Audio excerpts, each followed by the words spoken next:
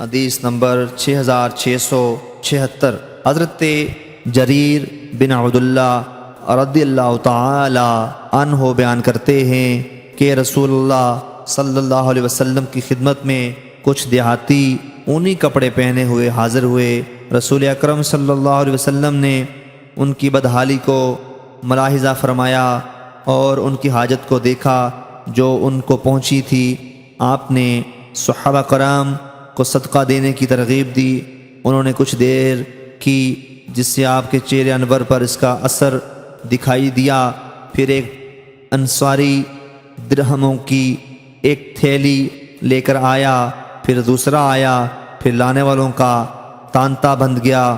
اس کے بعد آپ کے چہرہ انور پر خوشی کے آثار دکھائی دیے۔ رسول اکرم صلی اللہ علیہ وسلم نے فرمایا، جس نے اسلام میں کوئی اچھا طریقہ جاری کیا اور اس کے بعد اس پر عمل کیا گیا تو اس کے لیے عمل کرنے والوں کے اجر کے برابر ثواب لکھا جائے گا اور ان لوگوں کے اجر میں بھی کوئی کمی نہ ہوگی۔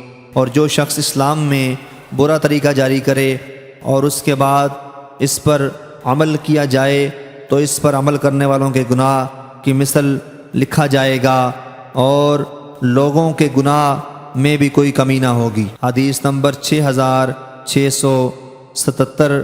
حضرت جریر رضی اللہ تعالی عنہ سے مروی ہے کہ رسول اکرم صلی اللہ علیہ وسلم نے خطبہ دیتے ہوئے صدقہ کی ترغیب دی۔ حدیث نمبر 6678۔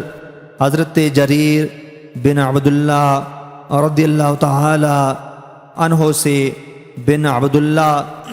رضی اللہ تعالی عنہ سے مروی ہے، فرماتے ہیں رسول اکرم صلی اللہ علیہ وسلم نے فرمایا، جو شخص کوئی اچھا کام جاری کرے اس کے بعد حسب سابق ہے۔ حدیث نمبر 6680۔